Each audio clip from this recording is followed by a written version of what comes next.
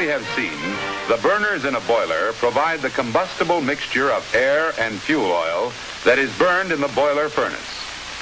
As seen in this view of a typical burner mounted in a furnace wall, the burner's atomizer reduces the fuel oil to finely divided mist-like particles.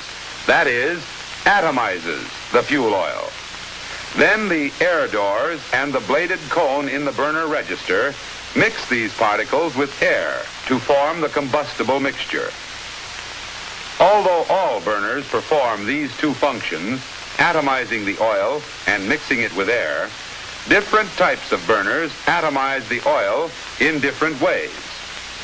Most burners are mechanical atomizing burners. Some mechanical atomizers are the pressure type. There is also a return flow pressure atomizer.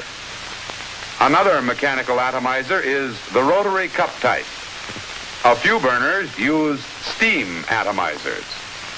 In this film, we will see how these different types of burners work.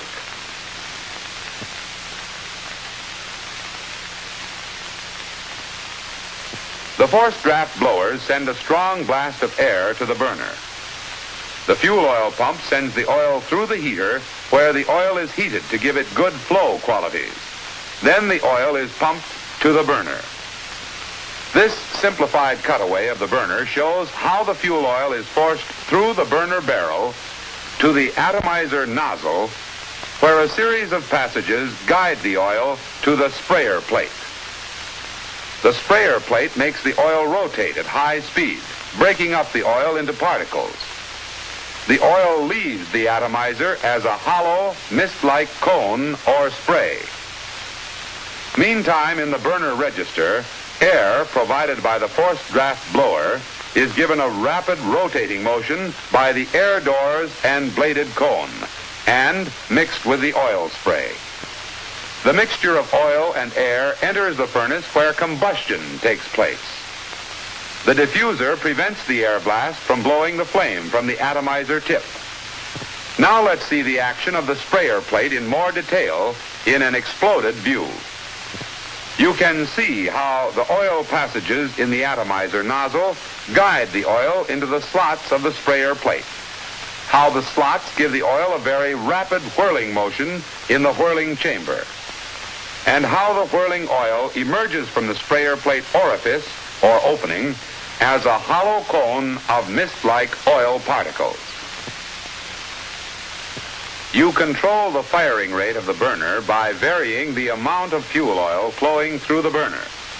Of course, you must make corresponding changes in the amount of air reaching the burner when you change the amount of fuel oil. When you increase the pump pressure on the fuel oil line, you increase the quantity of oil going through the burner. When you decrease the pressure, you decrease the quantity of oil. However, when you want an increase in the firing rate, the sprayer plate in use at the time may have too small a capacity.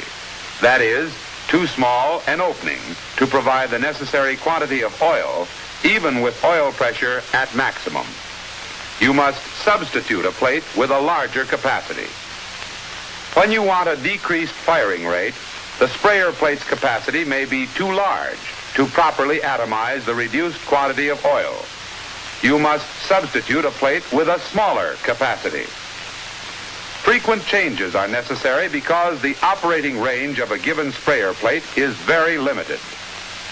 Controlling the forced draft blowers is the principal method of controlling the quantity of air reaching the burner. For example, to increase the air a moderate amount, you increase the speed of the blower in service. Or, if even more air is needed, you cut in another blower. You can make minor adjustments in the air supply with the air doors.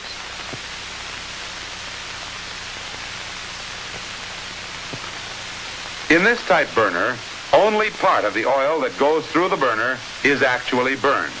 The remainder returns to the fuel oil pump. Air doors and a bladed cone give the whirling motion to the air that enters the register to mix with the oil, as in the burner seen previously. The oil, heated and under pressure, is forced through the inner tube of the burner barrel to the sprayer plate, where the oil is rotated in the whirling chamber. The oil leaves through the sprayer plate orifice. Centrifugal force sends some of the oil into the return line and back to the fuel oil pump. The remaining oil continues through the orifice into the furnace. At the burner's maximum firing rate, practically all the oil enters the furnace. At the minimum firing rate, practically all the oil returns to the pump. In controlling the fuel supply to the burner, you keep the pressure on the oil entering the burner constant and at the maximum for the system. You vary the pressure on the return line. When you close down on the return line valve, less oil can get through. As a result, the pressure builds up in the return line. This greater pressure forces more oil into the furnace than before. When you open up on the valve passes more oil and return line pressure drops. Less oil enters the furnace. Varying the speed and number of the forced draft blowers is the principal method of controlling the burner air supply. You can make limited adjustments to the air supply with the air doors.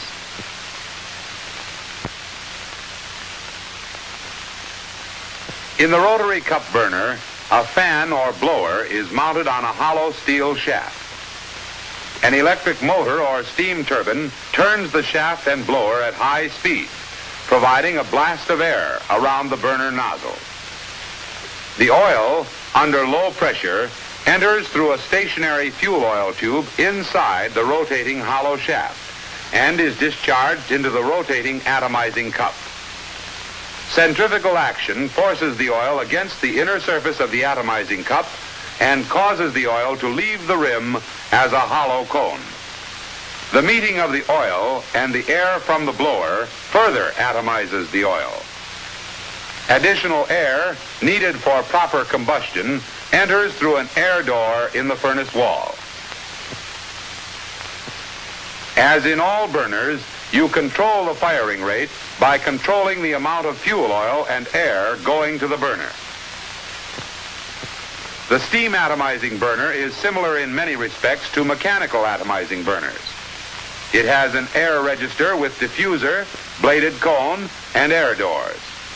However, the barrel of the burner has passages for both fuel oil and steam. High-pressure steam passes through the central passage in the burner barrel, while oil, under low pressure, passes along outer passages. The steam heats the oil. The steam and oil mix in the sprayer plate. The mixture passes through openings or jets in the plate and emerges as a fine mist. Meantime, the air from the forced draft blowers is entering the register and mixing with the oil spray. Control of the burner involves regulating the air, oil, and steam supply. Regulate oil pressure to regulate the quantity of oil. When you increase or decrease oil pressure, you must change the steam pressure correspondingly to get good atomization. You must also change the sprayer plate in the burner if the capacity of the plate is incorrect for the new firing rate. As with most burners, you adjust the speed of the blowers and the number in service to control the air supply.